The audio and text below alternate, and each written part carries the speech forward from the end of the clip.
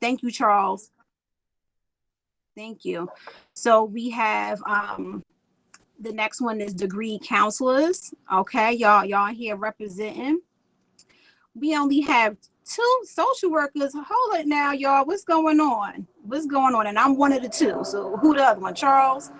And from there, we have a few undergraduate students who are also going to be graduating in May. And we have others, another degree professional. So that's probably someone who has an education degree. So we have a variety of people here.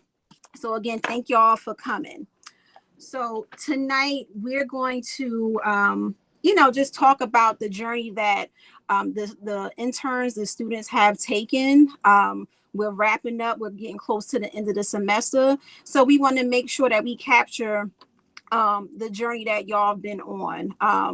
While you're students, like you're all grown, right? And everybody comes with their own, experience prior to becoming a student, your experience during, we're working, we're doing all kinds of things.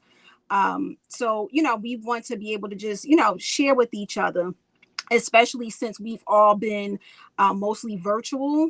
We've been spread out and separated. So this is our opportunity to be able to, connect with each other because we need it. And on top of that, it's social work month. So this is our way to, to celebrate. Okay. So we're going to get started. Charles, would you like to say something? Yes. So I'm on, right? And people can hear me. Yes. Okay. So first of all, I just want to acknowledge the significance of this event because we have been very privileged to embark in a lot of different endeavors, and I'm really appreciative of that. And so I spoke to Danielle about a month ago about putting together this event to bring everyone um, together because after this, I mean, time goes so quickly that this is the only time we will all be together. That's how special this event is for me, and I hope for all of you as well. And so, thank you, Danielle, for organizing this. I wanted to have a time when people could talk about and reflect on their experiences. And so that is the whole purpose of tonight's Pass the Mic, to give you an opportunity to talk about what you've learned and what you've and the time that you've spent in your various settings, because that's really important for me and for all of us. So that's what this forum is about. It's there are a lot of you. We've never had this many people before. And so this is an ambitious undertaking for us as well. And so we are all, this is a forum for us all to learn from one another and to share our experiences. And for that, I am really appreciative.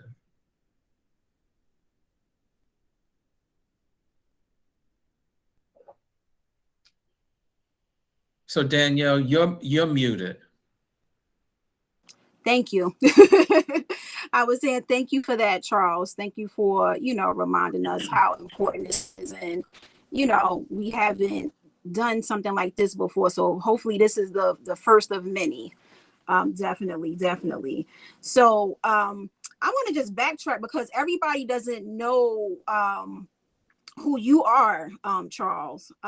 So you want to like introduce yourself, just a brief introduction. Okay, for those of you who don't know, good evening. I'm newly minted Dr. Charles Idris Webb, LCSW. I'm the co-owner with Tamika Greenfoot, and I see her name in the attendance. So we are the co-owners of New Life Counseling and Mental Health. Thank you, Charles, and congratulations on newly becoming Dr. Charles Idris Webb. So congrats on that. So graduates come in every shape, size, age, and all of that. So The learning doesn't stop. Okay. And for you all, I'm assuming y'all all know me, but I'll still introduce myself. My name is Danielle Henderson Muhammad. I am the founder of Dope and Happy Therapy and Coaching Services. I am a former and the first intern of New Life Counseling. Yes, I was the first. Okay. Intern.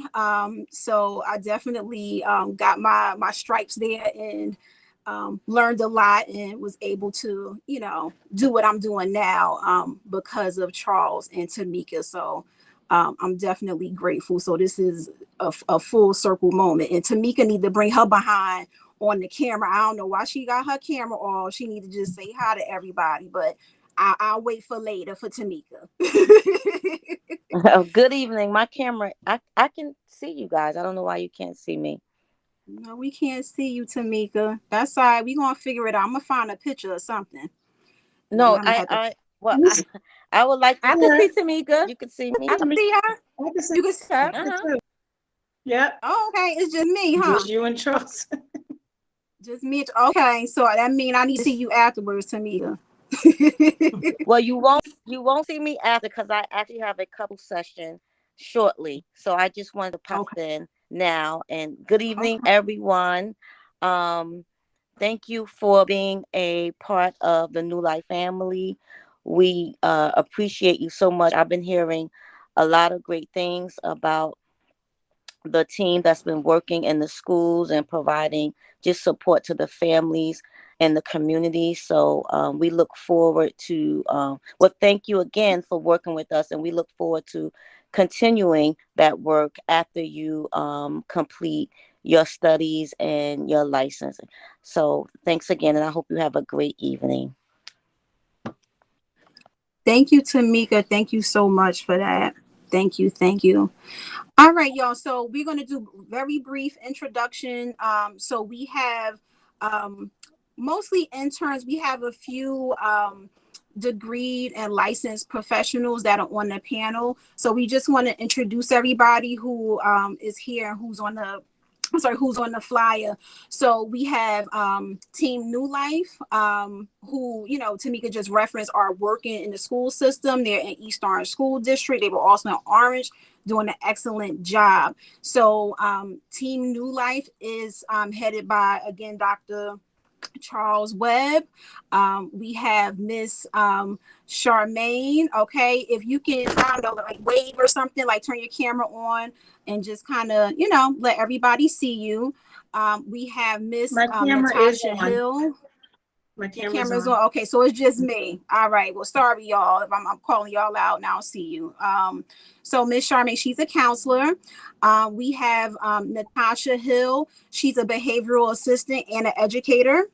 Okay, we also have Miss Jamie. Jamie is a New Life intern. She's graduating this May with her bachelor's in social work. We have Miss Samantha. She's also graduating in May with her bachelor's. They both already received their acceptance letters for graduate school, so congratulations. We also have Miss Stephanie. She'll be receiving her license in counseling in December. And we have Claudia, who will be graduating in May 2023. So thank y'all again for everything that you do, and thank you for being a part of this. Now we also have Team Dope and Happy, who those are the interns that work under my practice. So they have various projects that they're working on. They each have an independent project, and they're doing a wonderful job. I definitely, want to commend them for what they're doing. So we have Miss Anna. Anna, she will be coming on later. She's in class right now, so she will be joining us later. We have Miss Shaquana, who is graduating with her master's in social work in May. Congrats, congrats. We have Soeli, who is graduating also in May with their master's in social work. We have Aisha, who is also graduating with her master's in social work, and we have Crystal, who is graduating in May 2023. And Crystal, she has her master's, and she just went back to get her master's in social work. So we out here doing the work that we need to do, y'all. So thank you so much for being here tonight, y'all. So the way this is going to work is we have 10 questions that the panelists received ahead of time, and we're going to spend about like approximately 5 minutes on each one. And you guys, you can go ahead and start speaking. If a question resonates with you, just go ahead and start the conversation as to what your response is. Okay, so we want to make this a really like engaging conversation. And so again, each question will be about 5 minutes. Is just make sure that we can get through all 10, and we'll have like a short question and answer section at the end. If you want to just kind of put your question in the chat box, that's fine. I will, try to go back into it later on and read the questions if you feel like you might, forget. Okay. So before we get right into the questions, I want everybody, to just take a moment, because this is after work for some of us are still working, some of us are in class right now. I want you to really just take a moment and just like get back to your center and just really think about what your intention is for tonight. Okay. We ripping and running. We out here helping people. And a lot of times we forget to kind of get back to, what our purpose is. Okay. So you don't have to, you can put it in the chat if you would like. But I just want you to think about what your intention is tonight, what you want to get out of this panel tonight. Okay. So just take a few seconds.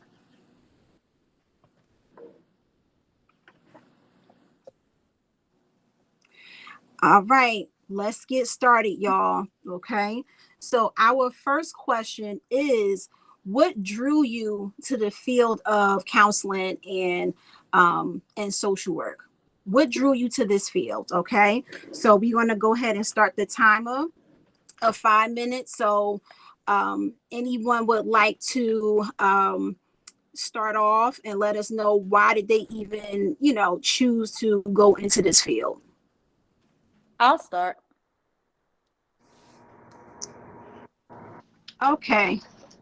And I'm sorry, who is that? Because I can't see Aisha. everybody. Aisha. Hey, Aisha.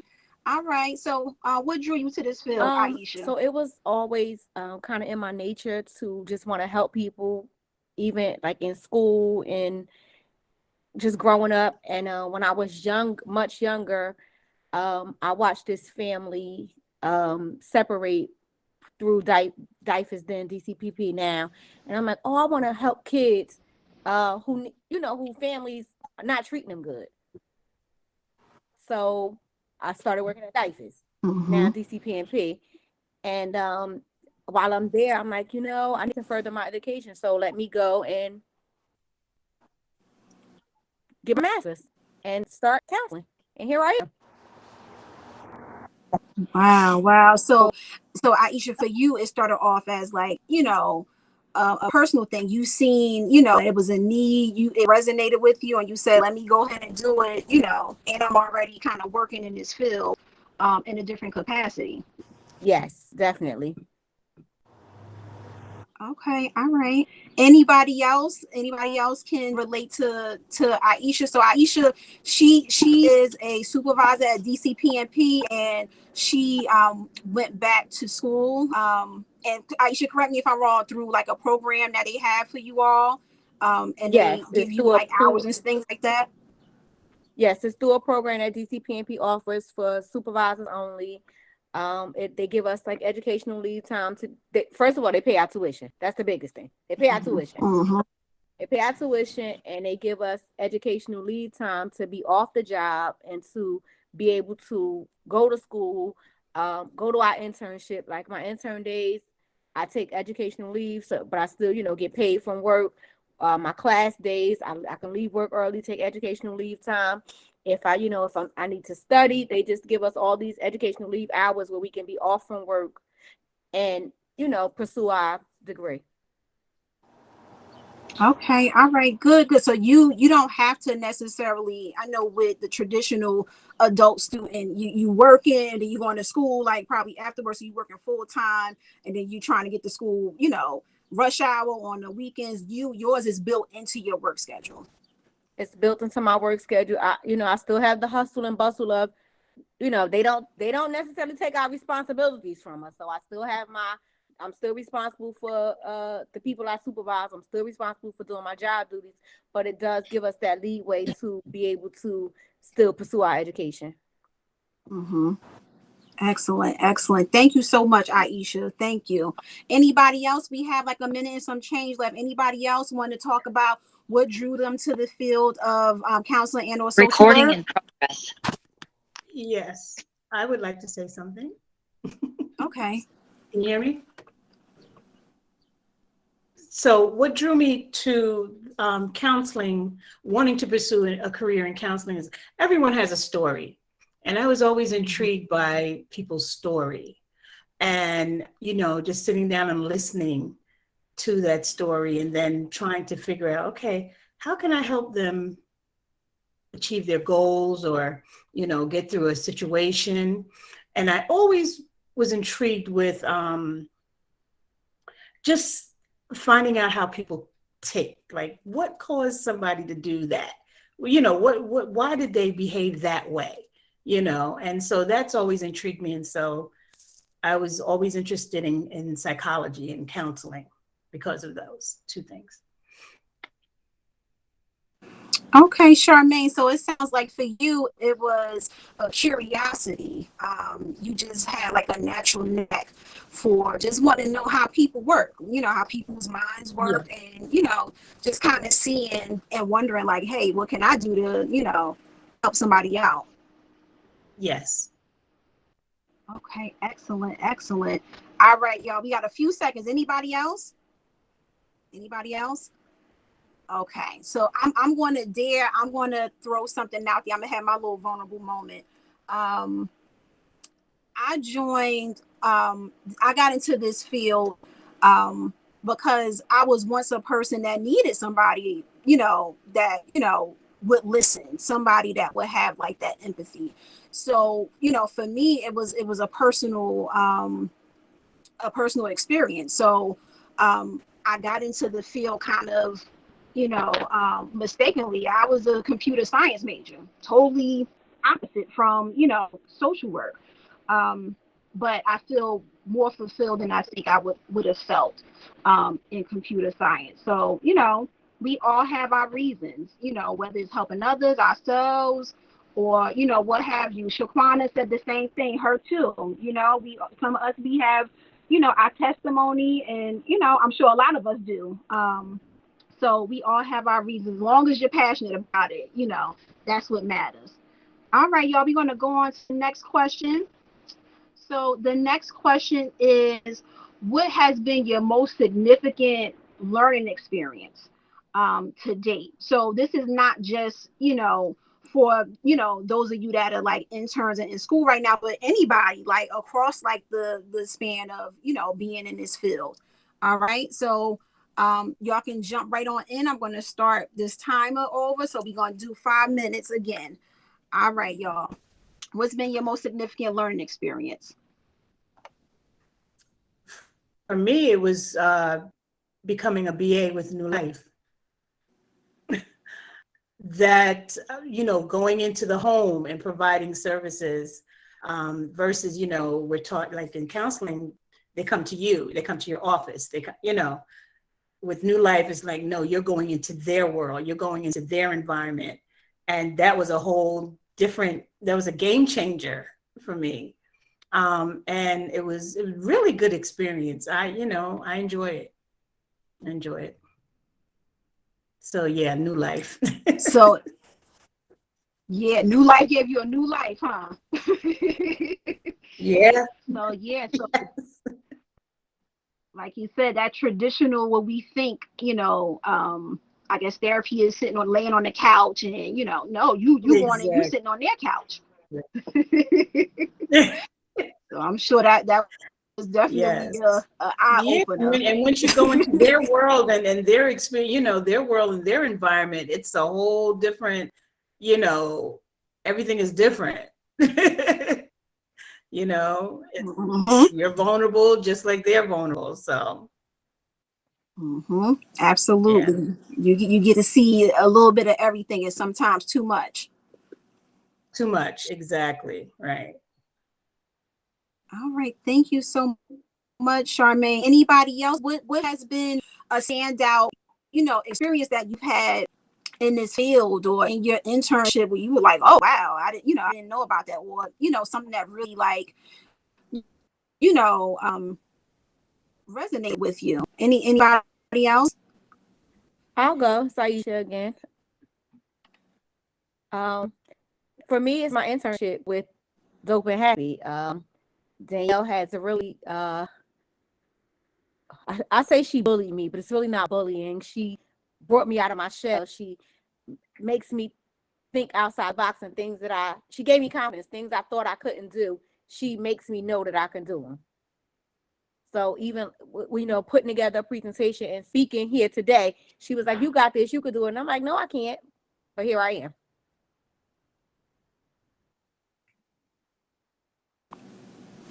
Thank you, Aisha. And I just want to say, I'm not a bully. I just strongly encourage.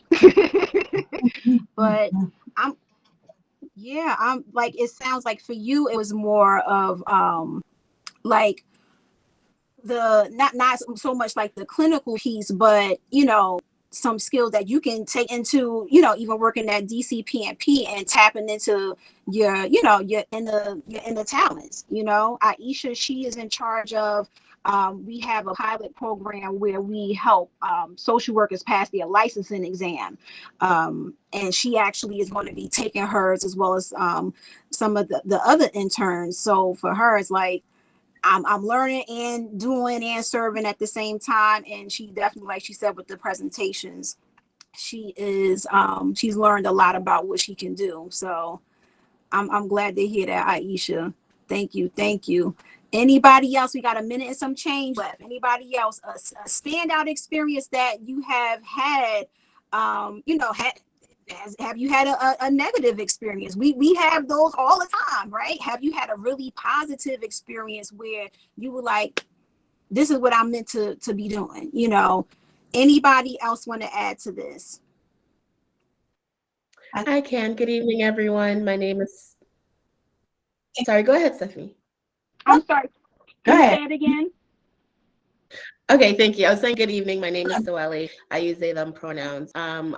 I have to say the most significant learning experience for me has been my own stuff that comes up. I think that we do not talk about countertransference enough. I think we don't talk about how so much harm comes from the government, comes from things that is not within our control. I think that, you can only tell a client or a service receiver, deep breath your way out of, whatever you're feeling when they don't have access to food, they don't have access to money, they don't have access to shelter. So I think for me, it's been just how much harm exists within the world, and like trying to balance what I am capable of doing and providing, while also taking care of self. Mm-hmm. Thank you so much, Soeli. So yeah, definitely our stuff comes up. That counter transference is for real. It's for real. And Soeli, how do you like keep that in check? What do you do when that comes up? I have a therapist.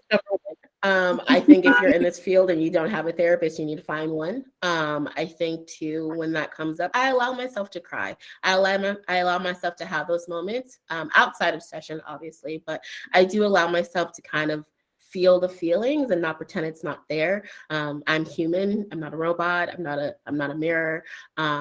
And I think that's what's been the most helpful. Also, you've been really helpful in supervision. I have to say, having supervision with you has, even though it hasn't been that many sessions, I've felt so much growth already.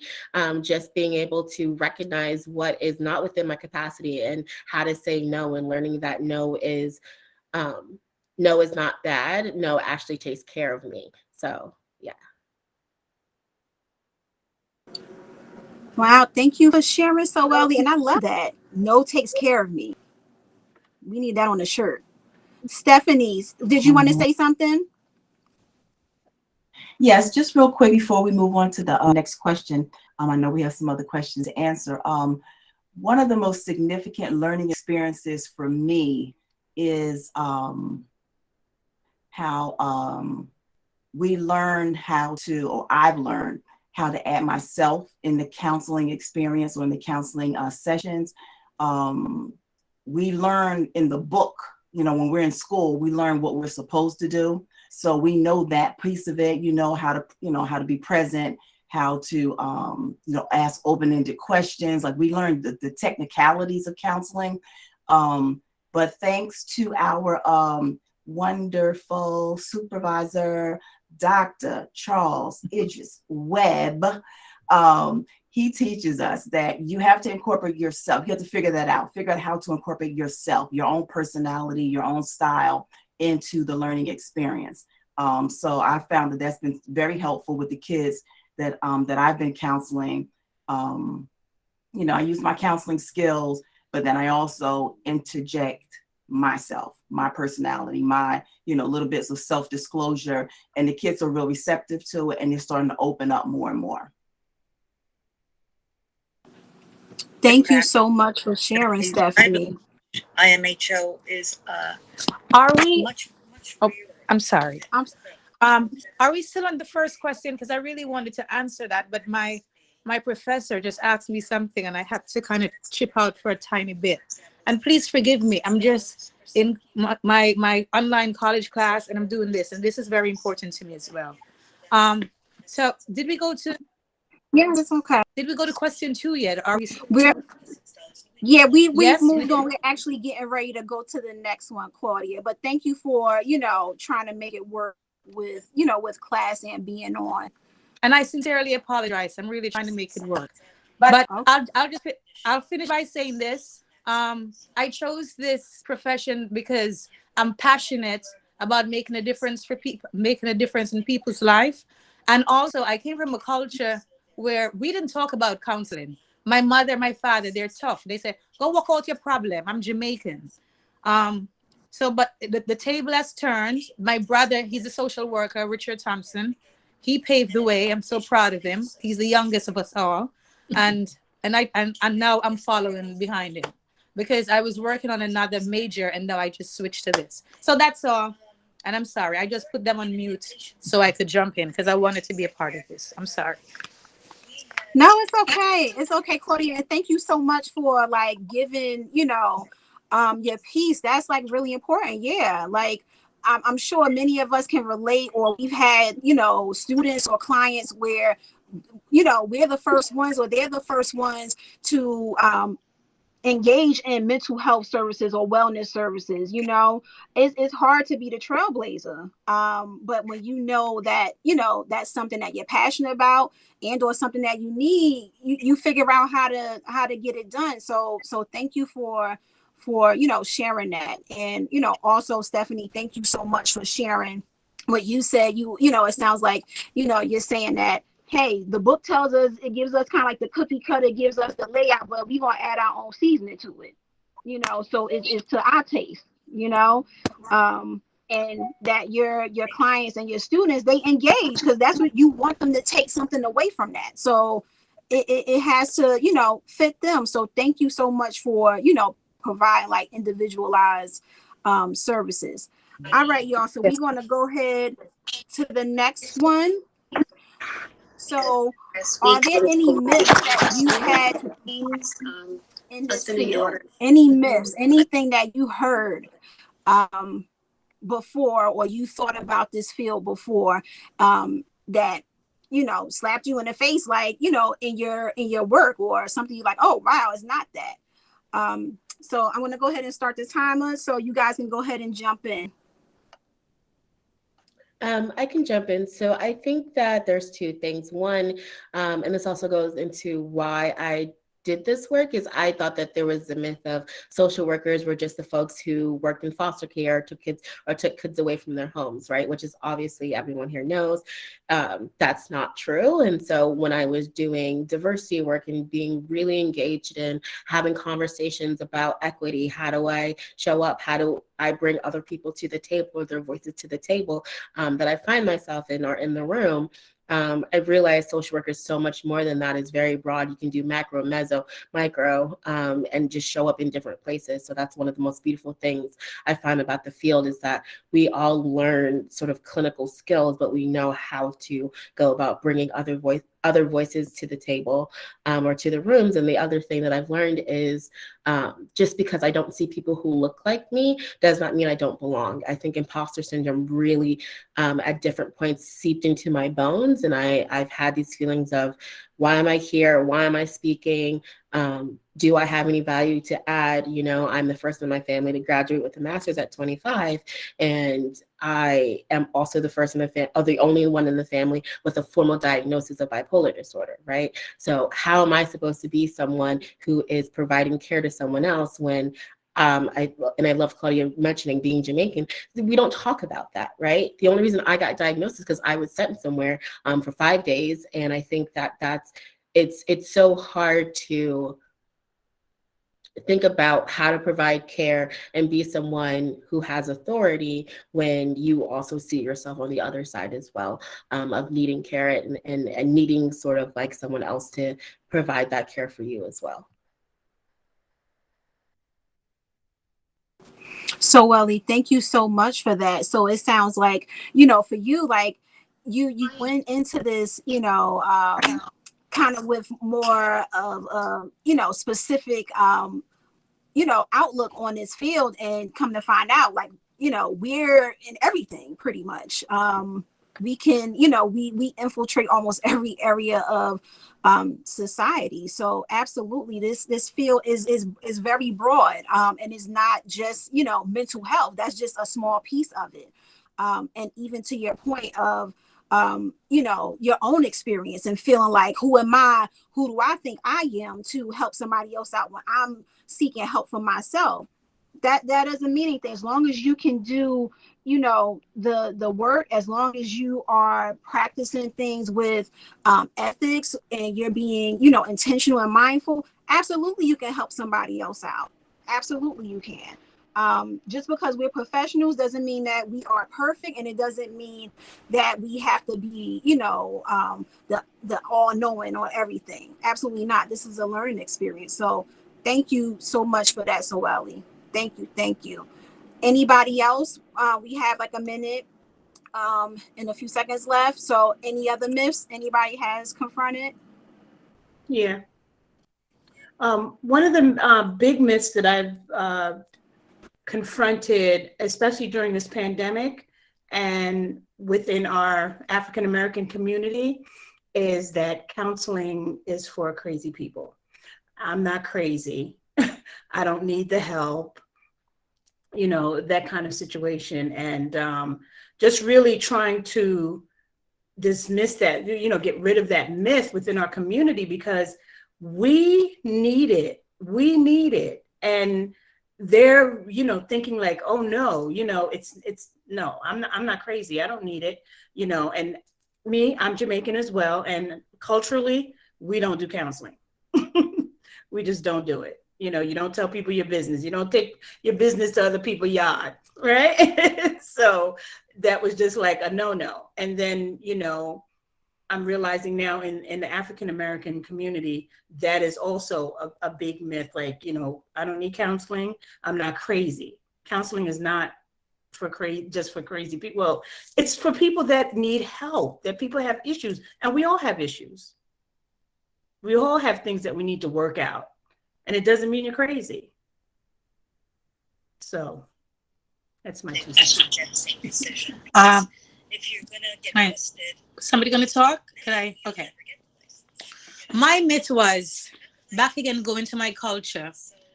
And because I heard it so much as a young child, I was told that people who talk about they have mental issues, them just want 2 good slap or some purrs and get it together. because God created us to work stuff out. All that stuff is people just make it up and attach names to people. But I experienced firsthand, and I was so shocked because here it was happening with my daughter. I have custody of my grandson. And one day my daughter, and that's my daughter, my only child, Abigail, she was in here and she was just pacing the place. It was just a lot of different things. I had to call my brother crying, like, what do I do? What do I do? He said, call this place. Cut a long story short, she ended up in a mental place because she was trying to get the baby out in the middle of the night. So she's running away. And I'm like, Abigail, what's going on? This is not you. They diagnosed her with something I've never heard in my life, bipolar, schizophrenic. So I'm still learning about that. But here I am coming from a culture here and it doesn't exist. You just need to be tough and move on in life. And here it is. I'm dealing with my daughter. Now she's going to therapy. She's out of the mental place. I still have custody, but she still has to prove that she's well enough to get back custody. But yeah, that was the myth. So I know mental issues is real, you know, it's real. And here I am now working in a career where my goal is to make a difference. I don't believe it's not real anymore and all they want is 2 good slap. No, that's nonsense, but that's what I was told all my life. Absolutely. Thank you all, Claudia. Thank you all for sharing. So it sounds like we all, agree that there, are some cultural myths that, we already, had that we, that would dispel once we did the work, So definitely. All right, y'all, we're going to keep it going. We're going to go on to the next one. So the next question is there a correlation between what you studied and what you've experienced? So is it any connection between what's in those books, what's in those, research papers, and what you experience in your day-to-day in your internship? So what do you guys have to say about that? So is there any similarity between what you read in your books and what you experience, or is not similar? Have you seen that is a stark difference in what you read and what you actually do in your practice and in your internships? I can go. I will try not to take up the full 5 minutes because this is a topic that burns me. But I go to a school that's known for being really clinical, and that is true. I definitely have learned how to communicate, be present, listen to understand, and not just listening to hear. But when I'm doing these papers or doing these readings are older than me, and I don't understand how I'm listening to read it or supposed to be taking in this knowledge that is ancient. We're in 2022 and we're using language that is not appropriate, using language that communities no longer use for themselves anymore. And I think that for me is where things get missed. I definitely have learned how to have conversations. I've learned how to use myself. I think someone used that earlier. But for me, it's like the textbook is not enough anymore. The readings we're doing is not enough. Freud is not enough. Like, there's so many Black and brown folks doing the work, doing the research. Why are we not listening to them? Why are we not reading their work? We have a doctor here now, right? Like, why is their work not being looked at and being taught currently? I think my biggest thing is we're not in the present in terms of the field, and we end up missing so much richness and so much connection by not paying attention to the voices that are coming out now. Amen, Soeli. Amen to that. Whew. Mm-hmm. Mm-hmm. I thought I was the only one that was feeling that way. I just like, you are not alone. You go to school and you read and you get the foundational things, but when you actually come out and are in the field, you're like, wait a minute, what did all of those years of what can I apply here in this situation? Not much. Mm-hmm. I mean, for Absolutely. me, Hello, good evening. My name is Jerry. I'm not a social worker, but I was invited by Charmaine, and I'd just like to know if I could ask a question based on the response that was just given. Is that possible? We're going to, if you can, Jerry, if we're going to take questions like towards the end, you can put it in the chat box if you feel like you might forget it by the time we get to the end of the panel. And we'll look into the chat and we'll come back to you. Okay.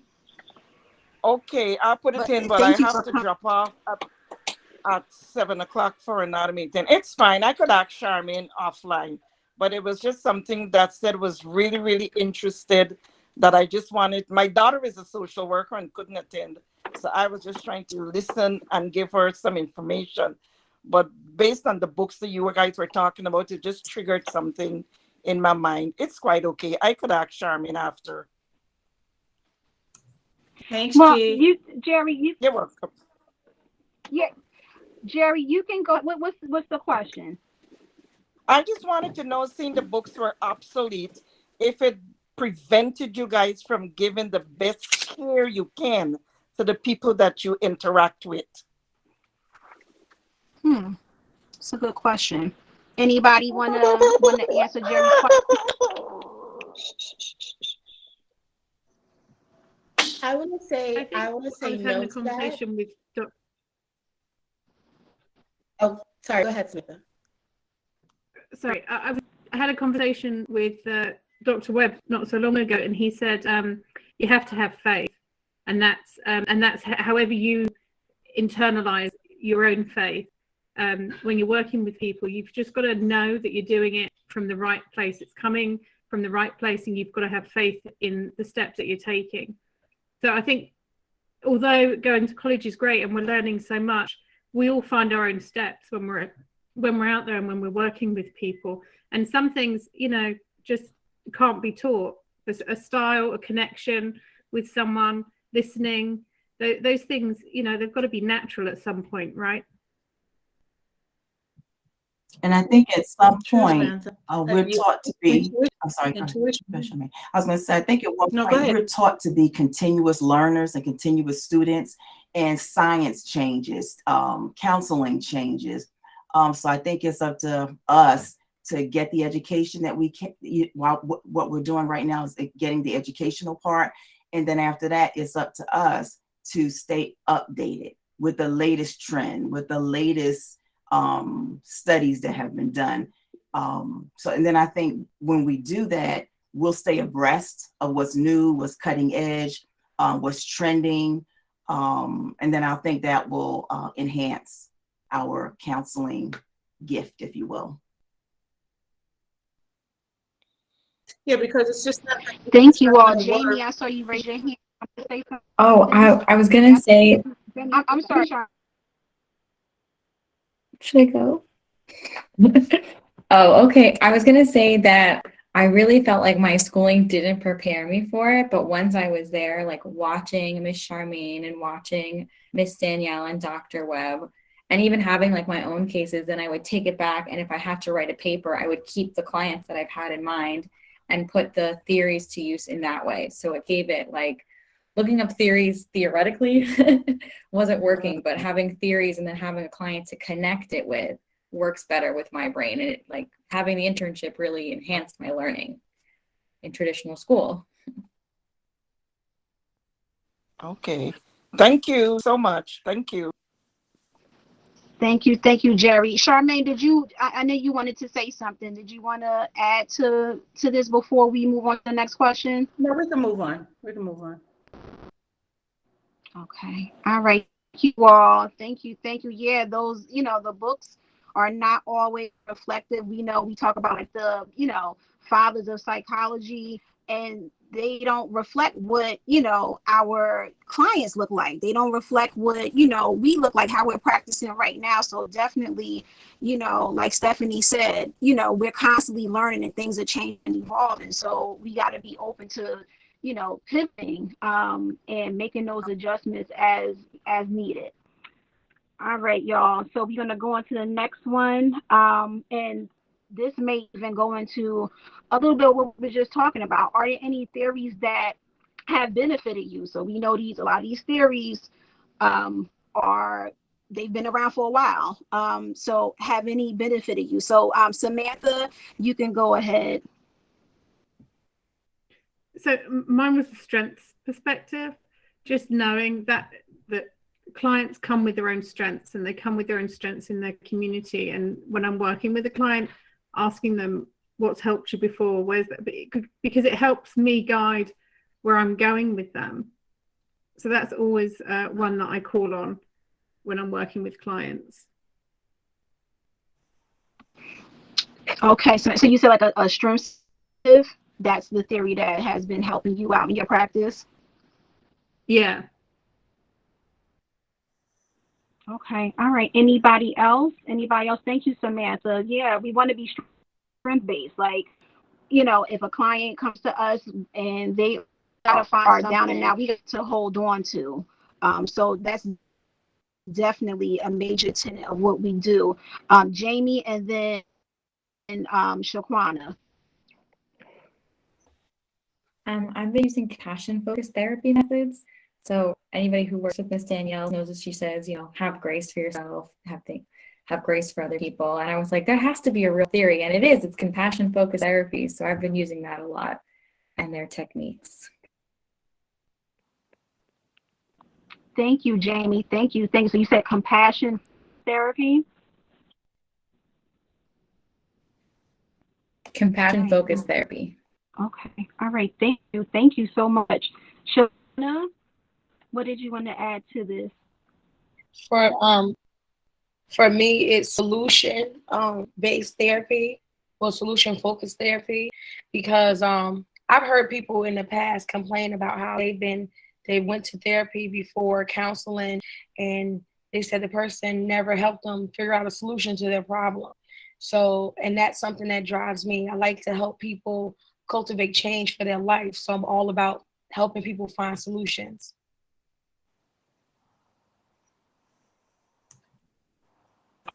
So Shaquana, it sounds like for you, it's the strengths, it's the compassion, but you also want to make sure that they walk away with like, hey, this, I know what my next steps are.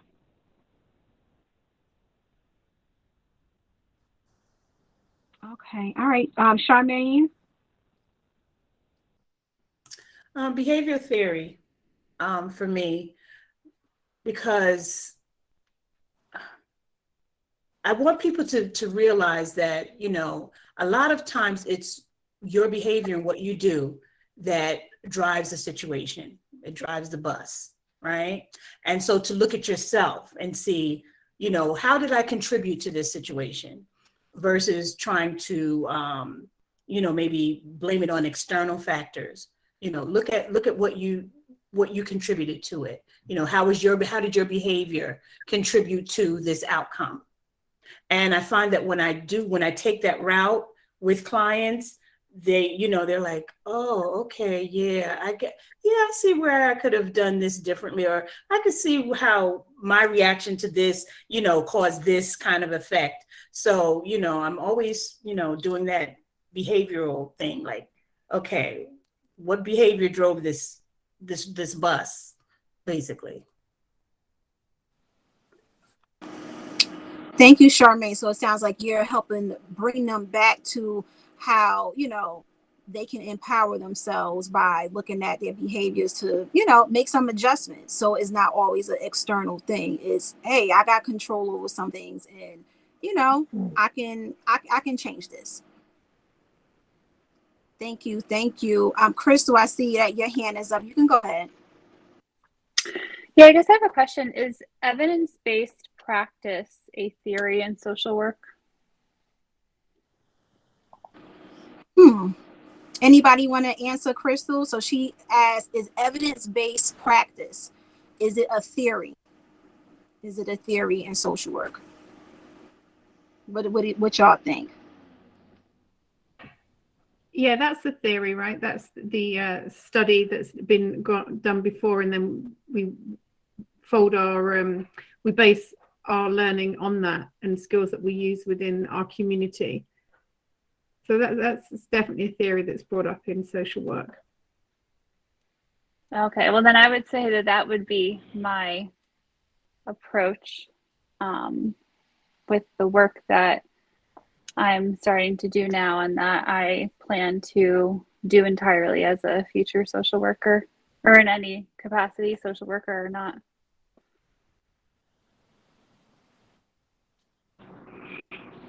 So it sounds like you ladies are saying like, yes, it's definitely a theory in social work and is necessary really, from what you're describing, and that's what's going to be a major part of your learning and your practice moving forward. And just kind of adding to the evidence base, that's something that I believe came about a few decades. Like science taken as seriously as maybe like psychology. So in order to, give social work more of a standard and kind of like verify, social work, so to speak, we had to show like, hey, we are reporting data. It's not just anecdotal. We learn, in statistics about quantitative and qualitative. So the word, the compassion, that's qualitative, but we got to put some numbers on that stuff. We have to prove that these things are actually working and we're not just, telling them what we think is going on. So, I would say that evidence-based it's a way of life for social work. It's not even, it's a way that we have to operate. And it's unfortunate that we have to, kind of prove ourselves. But, I think we're doing a good job moving forward. And I want to ask a couple of people, I think we have some counselors, as we know that we have like, slight differences in social work and counseling. What do y'all feel as counselors? Is evidence-based a theory for y'all? And anybody can jump in. So all the counselors that are in the room. Is evidence-based a theory for you all? Am I the only one? No, you're not. I know. I'm about to start calling people names. Hi, this is Nadira. Evidence-based just means that these Hi, Nadira. practices. So what do you think? Hi, good evening. So evidence-based just means there are practices that have been proven and scientifically, and they've been put through rigorous research, and they're evidence-based. So CBT is an evidence-based practice. You know what I mean? Motivational interviewing is an evidence-based practice. So it's not its own thing. It's just the overarching thing that is associated with specific practices and certain theories. Does everyone understand that? Does that make sense? Yes, that makes sense. That definitely makes sense.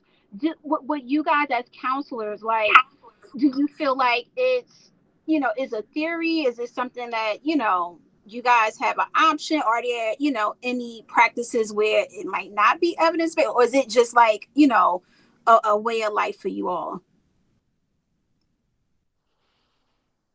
I mean, you definitely, if you're doing eclectic, you're going to add your own spin on things. You're definitely going to be culturally sensitive and sensitive to whatever that person has going on. But you definitely want to be grounded in evidence-based practices. So you're not trying to reinvent the wheel, so to speak. That just kind of helps you grab from things and things that have already been used and been shown to be,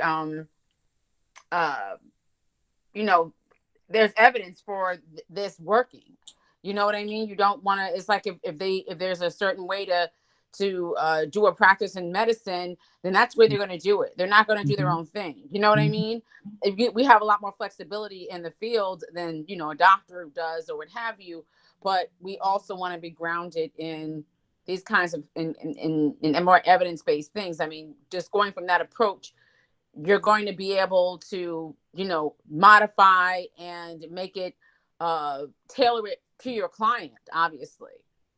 Based off of many different factors, but you want to work with what is evidence-based first. It's kind of like it's found like the foundation, right? Exactly. The foundation. Yeah, exactly. And so then you take the foundation and then, okay, for this client, this may work. I may have to tweak it a little bit, and so you go from there.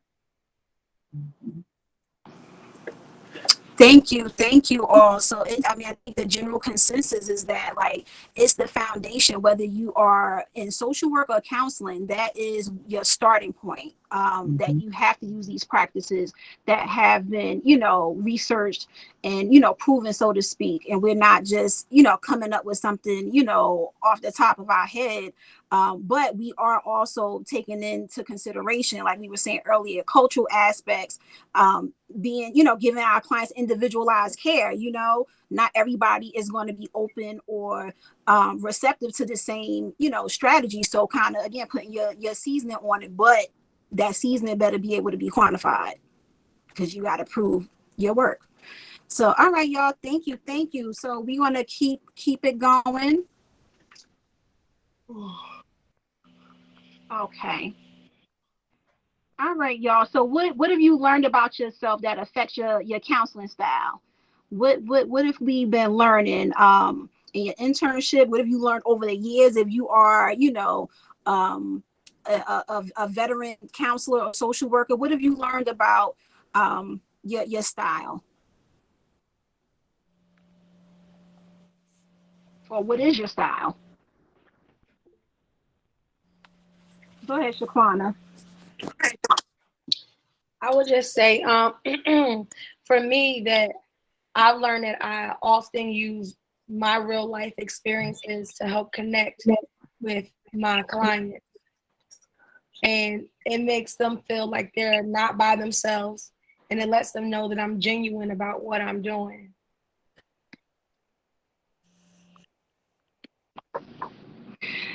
So your volume cut out a little bit, Shaquana. So what I think I heard you say is like you use your kind of like your personal experience, kind of some planned and in I guess intentional self-disclosure to let the client know like that, hey, like I'm relatable, even though like I'm the professional, I can empathize with where you're coming from. Yes. Okay, excellent.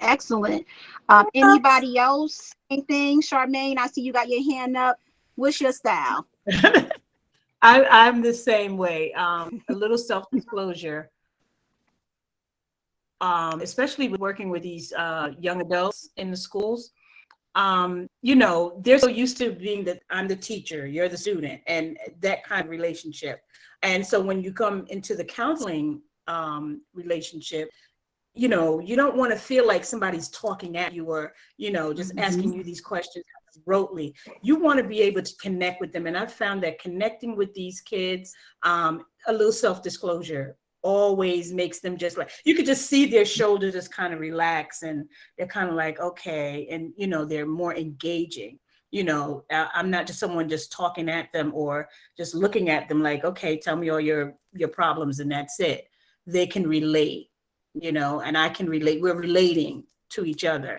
And I just find that that's so needed and it works. It works for me. Okay, so finding that point to connect with your client, it sounds like especially the young people, showing them that, yeah, I'm a counselor, I'm a social worker, but I'm a human being. And I know what that feels like. So, okay, so you're using like more of a personal touch. Anybody else? We have all different kinds of, styles. Do we have any styles where you just kind of like more like just direct, need a certain structure? Like what other styles do we have out here that you guys are using?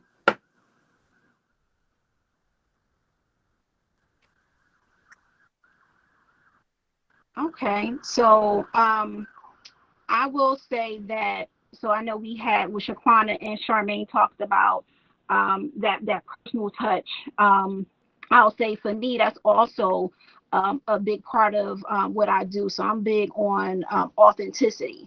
I may not be like the traditional therapist in the way that I present and speak. It's just about presenting as myself to model for my clients that, hey, I'm coming as me, you come as you, and we're going to get the work done. And we're going to create these goals, and we're going to, you know, track and monitor and quantify, right, our data. But we going to talk like this, right? We going to have a conversation without all of the clinical jargon. We don't need that. So, you know, just expanding on what y'all said, like just that personal touch, Okay, y'all. So we going to move it right along. I'm going to go ahead for the sake of time. I'm going to go on to this one. What was your greatest fear, or what is your greatest fear being in this profession? And how have you, you know, been able to like manage that? Right. So I think I know one major one that I think most of us probably think about, but what do you guys have to say? What's a major fear that you have in this work? Not being exceptional, I don't know, on points, perfect. I know we're not perfect. We're all human, and you know, we might all be at different stages, but that's my fear. I mean, even when I'm asking questions, I try to make sure I compose all the skills like compassion and empathy and patience and all that. And I question myself a lot. I say, "Oh, am I doing this? Did I say this right?" I'm getting a little bit better, but I think everybody at some point, even the ones that I've been in this profession for a long time, than we, the interns, has been through some stages. Like they didn't go into it and boom, they're perfect. And I think that's why sometimes people should be patient with people. We all have our, you know, different levels, like how we meet and we talk and we encourage and we uplift. That is important together as a team. Nobody needs to be, yeah, look at her, she don't do this, da da da da. If you see, and that's why I admire Jamie and Samantha, the two interns that I work with. They always ask, can I help? Is there anything I can do? Sometimes you will see me trying to smile, but they can see like probably tears or something in my eyes because whatever is going on in my personal life and me trying to be exceptional or not miss something. And I'm like, oh my gosh, I got to do that intake. Which means that when I'm done here, I need to put in 4 intakes that I did today. But just being perfect, being scared to make mistakes. That's my fear. I want to be exceptional at everything I do, everything. So, but I know everything takes steps, and I don't listen to criticism or care. I admire Mr. Webb so much because he's been so patient with me and he's encouraged me. And before I came into this internship at New Life, I was at another place, and I am so glad I got out of that place. The lady had no empathy. She wasn't nice. Come on. I'm like, who's she talking to? You know, that's how I be saying in my head sometimes. But she was so rude. She was so disrespectful. And some people, they're so harsh, you know, like get with it. Or they describe it. You should know this in time, da da da. It's a team. We should build each other and encourage each other. We all had been at some stages at some point. So back to the question. My fear is making mistakes, not being the best that I can be, and disappointing my clients. I just want to give them the very best because it goes back to what I love to do. This is my passion, to make a difference. And they're the reason why I'm there, and I want to give them the best that I can. So that's my fear. I'm working on it, though. I'm getting better. I'm going to be super. I told Mr. Webb, I said, I'm going to make you proud. I love him, and I appreciate him. Thank you, Mr. Webb. I'm done. Sorry. No, don't be sorry, Claudia. Thank you so much for being so transparent and sharing. I think, you know, somebody said earlier about imposter syndrome. We get caught up in you know, checking off all the boxes and, you know, doing everything we feel like is perfect. And within that, sometimes we lose our like humanity. We lose those, you know, soft skills like we talked about, like putting your own seasoning on it. Do we want to make sure that we're doing, you know, everything, you know, ethically, and we're within the bounds of our roles? Absolutely. But perfection, we know it doesn't exist, right? And if we can say that to our, you know, clients that we work with, then that also applies to us. So thank you so much for that, Claudia. Thank you. Jamie, what did you want to add to this question? I think the scariest thing for me was suicidal ideation and harming themselves among students. That was a very heavy thing for me to handle, and I was very scared the first time. And the way that I kind of combated that fear was, first of all, I just went very much in my body like, okay, we're just going to listen to all the details that this kid is going to tell me. And then we're going to go to someone who has more experience. And I did. Someone came in who'd been raped, and I was at the Cicely Tyson. So whoever is there, our point person. And I told them like the whole scenario. I wrote down everything. And he's like, okay, this is how we walk it through. These are all the steps. Don't be scared. And then a week ago, Dr. Webb sent out a PowerPoint that went through all the steps and the research on how to handle when a student has suicidal ideation.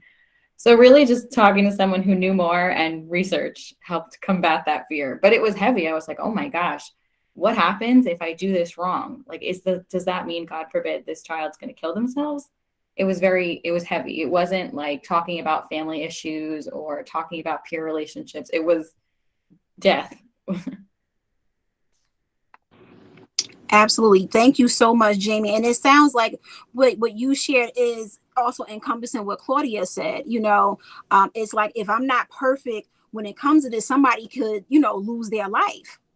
Which is super scary, because what do you do after that? And, unfortunately, at some point, we may all, experience that in our careers because of the type of work we do.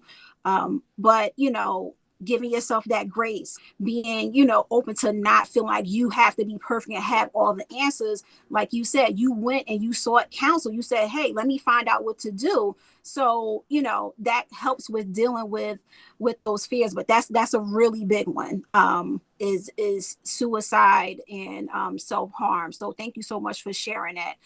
Charmaine, you wanted to share on this one?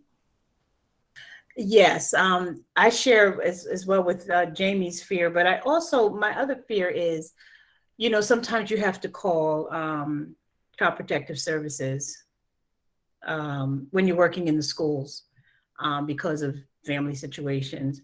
And one of my fear is that, oh God, what's going to happen to this kid, because they're already traumatized, they're already, scared. And now, you don't know what's going to happen. Families are going to get torn apart, but, and that's just like, that really gets to me, like, okay. So I have to take a deep breath. I go home and drink a glass of wine. No, but no, I have to really come home and like decompress and really just talk to myself and say, you did your best. You did what was right for that child. And, and pray that, the agencies that come in and intervene will do their best for that child, to protect that child. But that's one of my biggest fears. Like once you have to call Child Protective Services, it's just like, oh my God, because what's going to happen, the ripple effect that's going to happen from that. And it's scary. Thank you, Sharma. Absolutely, that's another big one. I forgot about that one. Yeah, that's a really big one. Having, we're mandated reporters, all of us. We're all mandated reporters, whether you work in the school or not. So at some point, we may all have to make that call. And we don't have control. Once we make that call, we just know that in our training that, we do have to, we have that responsibility. To report. So it's a heavy task, to take on. But I think, like what Jamie was saying, was seeking, some counsel, even just peer support, just saying like, hey, like, I really didn't want to do that, or I feel bad. Like, that's normal. Like, we're all human beings, and these are people's lives we're dealing with. This is, no offense, nobody. This is not Amazon. We're not dealing with boxes. We are dealing with whole people, real, lives, real situations. So yeah, that's definitely a big one. So thank you all for sharing. So I know that child. I was just gonna say, us at DCPMP gonna make sure we're gonna make sure we take care of y'all babies. Okay, don't have no fear. We're going in a different way. We not the baby snatchers no more. We're gonna make sure we take care of y'all babies and do whatever we can to keep y'all babies home with their family. Thank you, All right, Aisha. she's speaking just so y'all know, she's speaking on behalf of DCPNP. She is Oh, DCPNP. Thank you Yes. for not being baby snatchers. Right. But that's the biggest parents are not transparent with us because of us being known as the baby snatchers, and oh yeah, I just want my kids, and we don't want your kids. So when I go into somebody's house, I'm telling you, I don't want your baby because I really don't got nowhere to place your baby. I want you to get yourself together so you can keep your own baby. And I think that's how I connect with them, because I'm going in the door and I'm being very transparent and very real with them. I don't want your baby. I don't want your baby. But let's see what we could do to make sure that you're stable enough to keep your baby.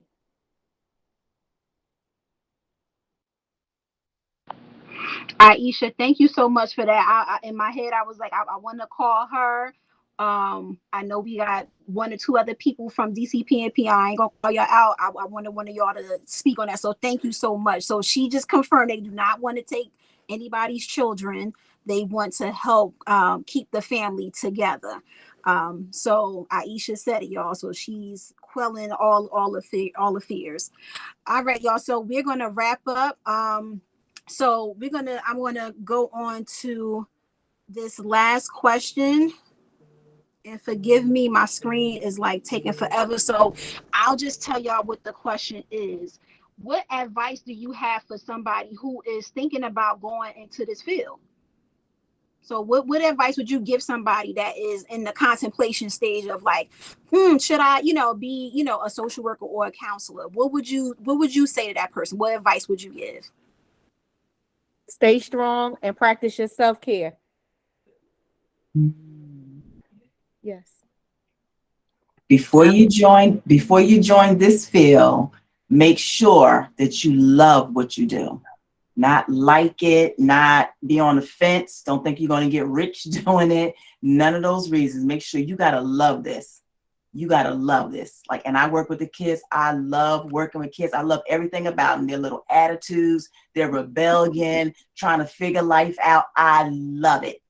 Love it, love it, love it. So you got to love it, because otherwise it will consume you. Like Aisha said, you will be practicing more self-care than you're used to if this is not something that you really love.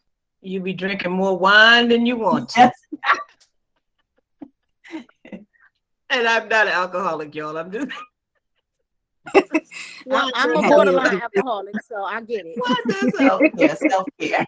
Well, yeah, you have to have a passion for it, and not do it because you want to maybe figure something out in your own life. You've got to want, it's a helping profession, and you've got to want to be the one that tries to help someone get to where they need to be. And you got to be patient. It's not going to happen overnight. I would say if you're not in therapy, get in therapy, because stuff is going to come up. And if you don't have your stuff, your trauma, I'm not going to say healed completely, but healing people heal people. So you got to do your own work. Amen, Soella. You're just preaching to me tonight, girl. All right. Preaching to me too. Thank you. What about Crystal and Natasha? Y'all have any advice?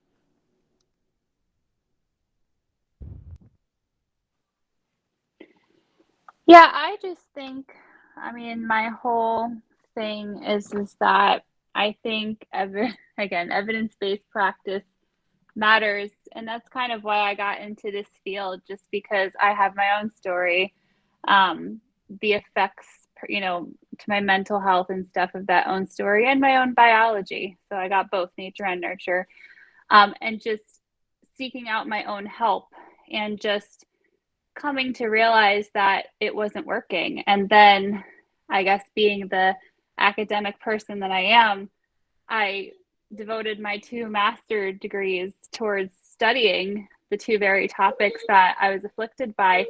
And then I'm like, oh my gosh, it's not just me. There's major systemic issues with these 2 particular topics. And I was able to heal myself and, almost be my own doctor, my own social worker, and so now I want to take what I've learned and my own personal victories, and I want to really help these vulnerable and marginalized people pertaining once again to these 2, areas that I'm thinking of in my head that I'm not, sharing right now, obviously because of time, but, and cause major systemic change, because there's a lot of people suffering, and behind that, there's a lot of children suffering, and a lot of our systems are punishing people for things that aren't their fault. And so I just want to bring that systemic change. And so, yeah, just following the science is like really just paramount to me, because I think that a lot of our practice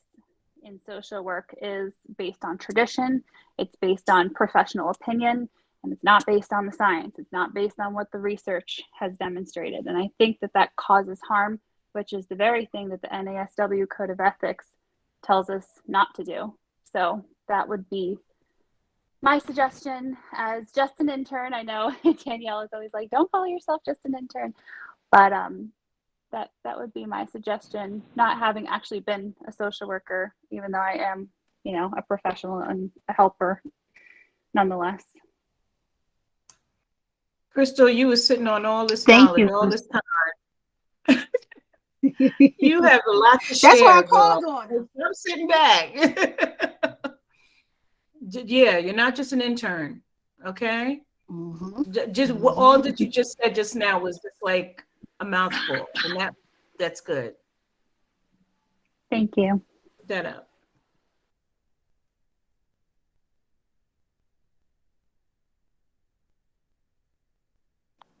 Thank you so much, everybody. I want to ask Dr. Charles Webb if he has, if he can give his word of advice and or some closing remarks so that we can go on ahead with the rest of our evening.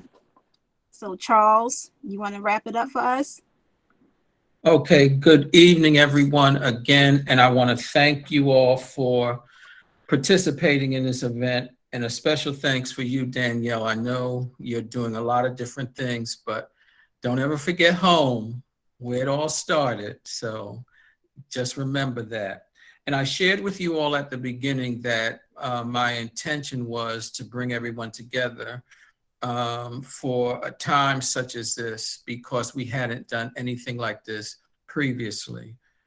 And so I am thankful for this. But I had another goal as well that I didn't share. There's a saying that when the student takes the test, the teacher is silent.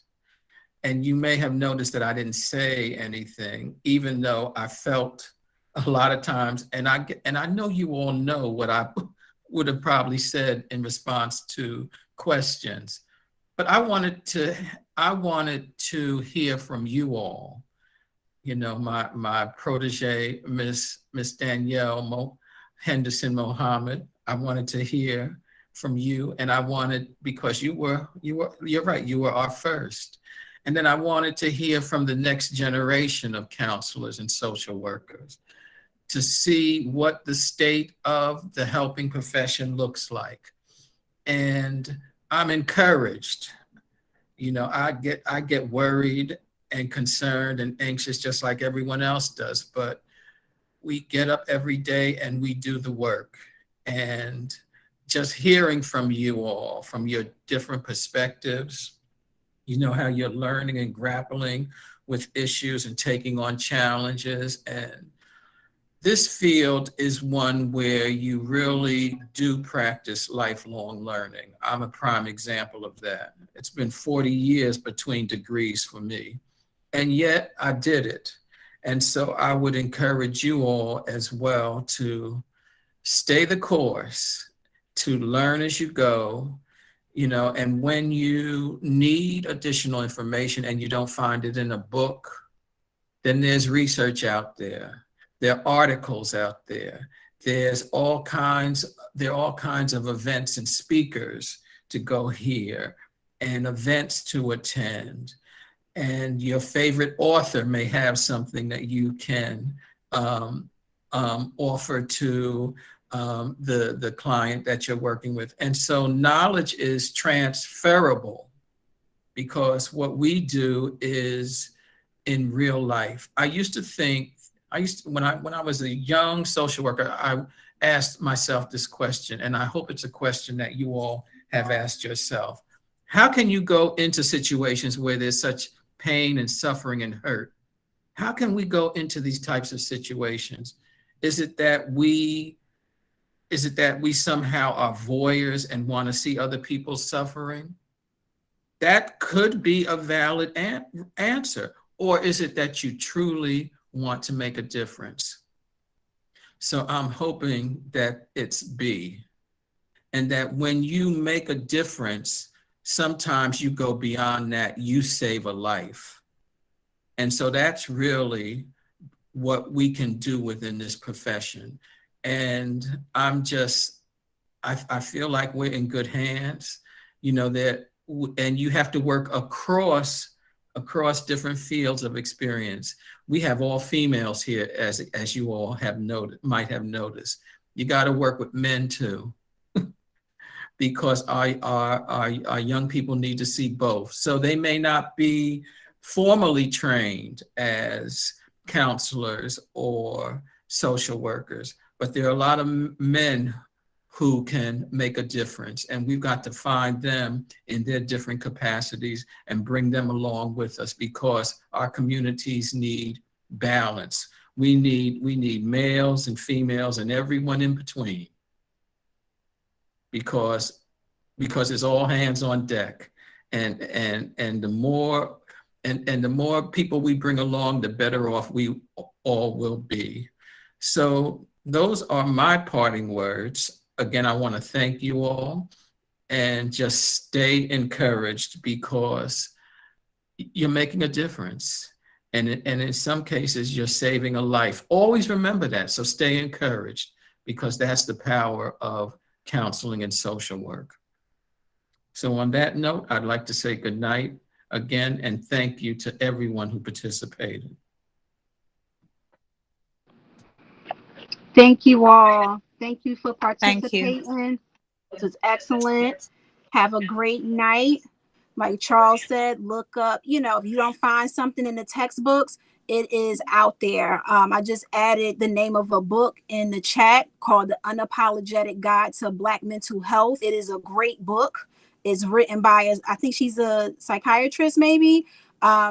Check it out. We got another book, All Black Girls Don't Know How to Eat. It's about bulimia and being a Black little girl, So I'm sure, our niches are, being addressed now, okay? Whether you're Black or Latinx or, gender, fluid or, non-binary, it is out there. We just have to look, and we got to talk to each other.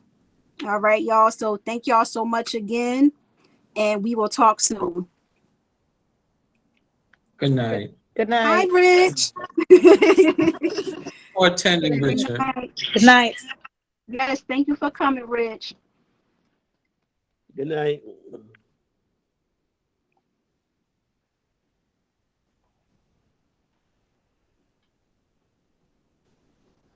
Good night.